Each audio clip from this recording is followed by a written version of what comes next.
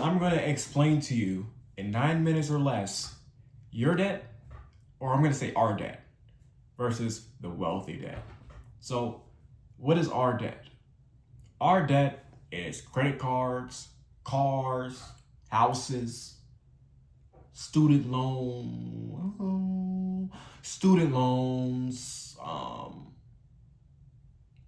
animals, dogs, children, all that.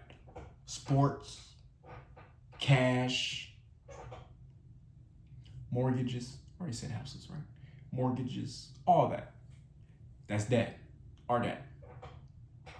Here's the wealthy's debt.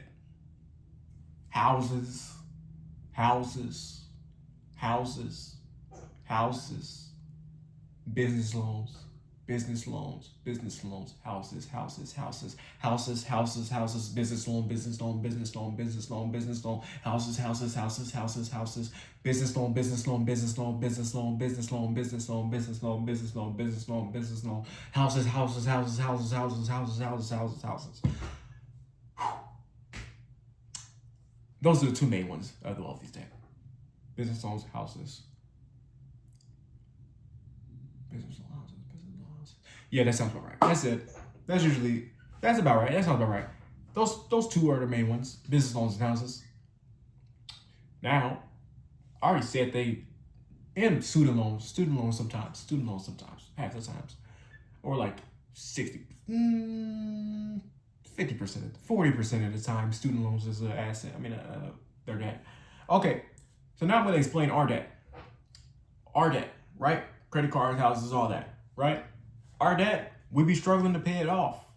We don't make money off our debt. Like our houses, we don't make money off of that our house. Like my mom, right? Middle class, we're middle class, right? She bought her house in 2008, right? A year after I was born, she bought her house for $99,000 and $600. $99,600 is what she bought it for, I believe. Now, today, the house is worth $250, $340. Between $250 and $340 is what the house is valued at, and that's not even including the room that we added earlier on.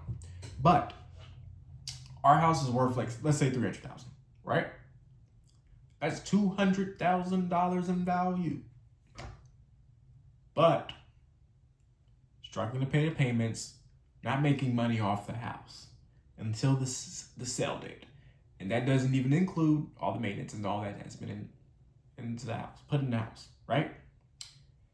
Now, let's compare that to a wealthy person's house. Their house, they're renting it out. They're flipping it. They don't hold it for too long. If they bought it and for cheap, they're usually gonna flip it.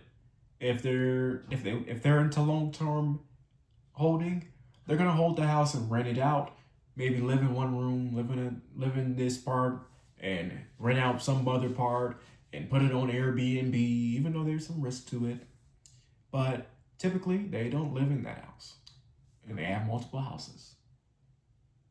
And that is what they call debt, because their debt is usually from the bank, and they loaned it out. They got a loan from the bank to buy this house. Then they rent the house, and then the rent that they're getting is paying for the debt that they owe to the bank, which is just a little bit. And then they're also renting out from the rent. They're able to pay off the bills of the house.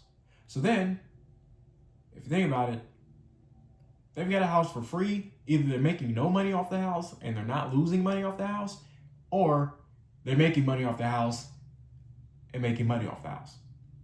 So that's usually how it works. Typically, it doesn't go the other way if they know what they're doing. Now let's say credit cards. The way we use it is we use credit cards when we ain't got no money. So if I needed an emergency and I didn't have $5,000 to pay the bill, I'm going to use that $5,000 credit limit that I got to pay that bill. I just fucked myself because I know damn well I ain't going to pay $5,000 back. That's debt that I ain't going to pay back, and then I'm going to end up paying 15% interest. And then I'm sitting there like, dang, I paid $5,500 back, or $6,000 back, because I spent $5,000 on an emergency because I didn't have $5,000 saved up. And then boom, you just fucked your life up because you can't get a house no more because your credit score didn't plummeted.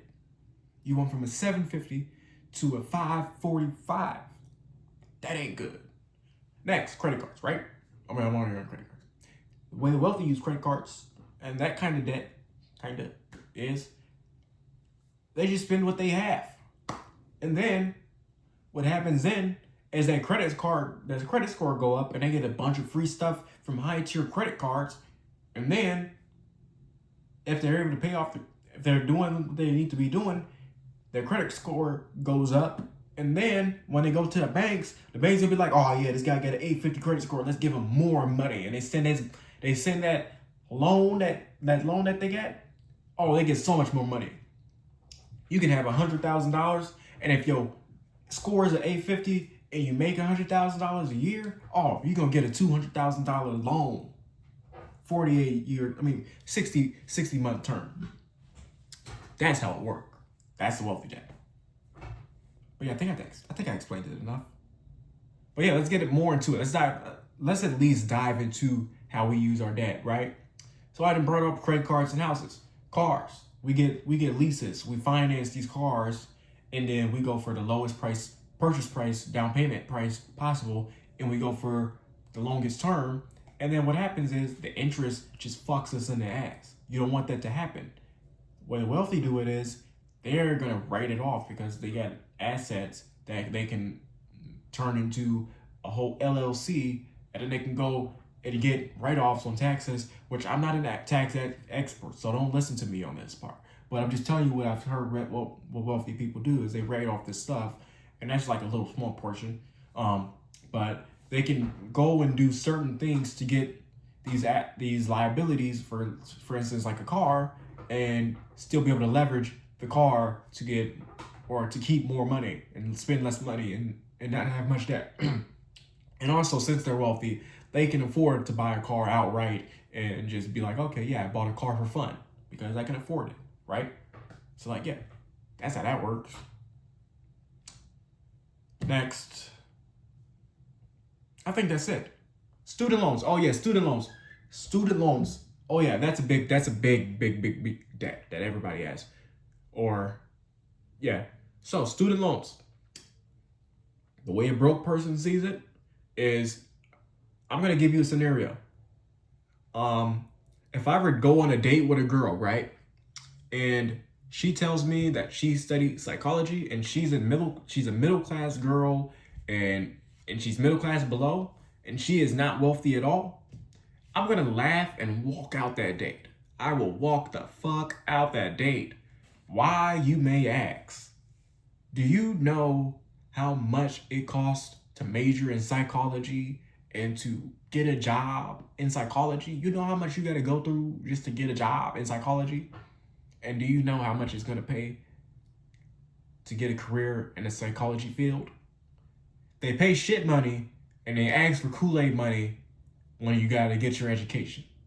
So if you want shit money, and you wanna study, if you got shit money and you wanna make shit money and you wanna go study psychology, go on ahead, because you about to get fucked in the ass by student loans, because you can't pay for it, because your job ain't gonna pay shit.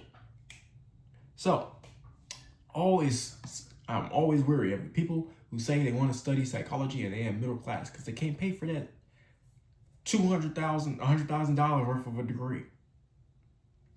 And then when they get their job, they're making $40,000 a year. They're like, oh my gosh, there's no way in hell I'm gonna be able to pay this back in 5 years. Exactly. Because 40K is like the max. It's like the above average salary of someone who studies psychology. And I just said 100K in student loans is even more than that. But yeah, student loans can be a debt. But there's a caveat. You can make that good debt if you find a good career in that with the degree you've got. So this one is a bit more flexible in terms of who can make this a good debt. Is if you go and study a good major that's got a good career field, then you can turn that debt into good debt and end up profiting off of that long term. But yeah, that is the wealthy debt versus our debt. And hopefully you learned something about that. And maybe you know what to watch out for. I'm not going to say what to jump into because I'm not a financial expert. I don't know exactly how money works in terms of making it and making more of it and spending it because I don't have much money. I live with my mom. So, you know, what do I know about spending and making money? Not much. Closest I've ever came is a part-time job. So take what I say with a grain of salt and only look at it from a learning lens and not from a what should I do lens. Just understand, take this as a moment or opportunity to understand how this stuff works. Like I do. We're all broke. Obviously, if you're watching my video, you're all broke. We all ain't got money. But let's learn how to understand it so we can increase our opportunities to make it. And yeah, all the other good stuff. But yeah, thank you for watching this video. My name is Meek Ander. Thank you again for like the 15th time saying thank you today. But yeah, goodbye.